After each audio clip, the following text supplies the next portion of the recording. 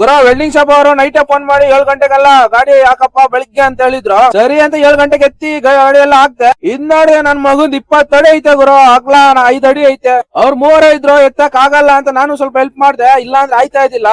ಇದು ನೋಡಿದ್ರೆ ಹೆವಿ ಆಗಿತ್ತು. ಇಳ್ಸೋವಾಗ ಇನ್ನೂ ಇಬ್ರು ನಿಡ್ಕೊಂಡು ಇಳ್ಸಕ್ಕ ಹಂಗ ಇಳ್ಸ್ಬಿಟ್ಟು ಒಳಗಡೆ ಇಕ್ಬಿಟ್ಟು ಗುರು ಅದೆಲ್ಲ ಅನ್ಲೋಡ್ ಮಾಡ್ಕೊಂಡ್ ಬಂದೆ. ಮತ್ತೆ ಒಂದ್ ಲೋಡ್ ಬಂತು ಚಿಕ್ಕ ಗಾಡಿ ಟಾಟಾ ಎಸಿಗೆ.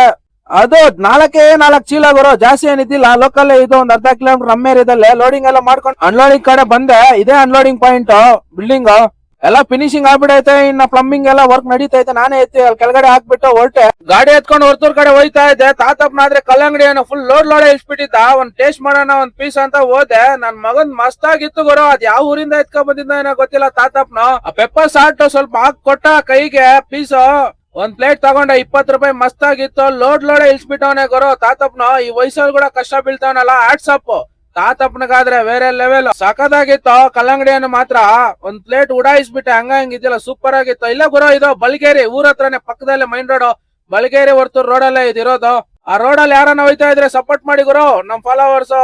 ಒಂದೇ ಆಗದಲ್ಲಿ ಫುಲ್ ಪೈಂಟ್ ಮಾಡ್ಕೊಂಡ್ ಬರ್ತಾ ಇದ್ದ. ಹಾಟ್ಸಾಪ್ ಅಣ್ಣ, ಹಾಟ್ಸಾಪ್ ಗುರು. ಎಲ್ಲ ಮರ ಎಲ್ಲ ಮೇಲೆ ಇತ್ತು, ಬಿಲ್ಡಿಂಗ್ ಮೇಲೆ ಎಲ್ಲ ಮರ ಎಲ್ಲ ಕೆಳಗಡೆ ಬಿಸಾಕ್ಬಿಟ್ಟ. ಹಂಗೆ ಲೋಡ್ ಮಾಡ್ಕೊಂಡ್ವಿ ಇಲ್ಲಿ ಗುರು. ಲೋಡಿಂಗ್ ಪಾಯಿಂಟ್ ಹತ್ರ ಬಂದ್ಬಿಟ್ಟೆ. ಇದು ಬಂದು ಚನ್ಸಂದ್ರ ಹತ್ರ.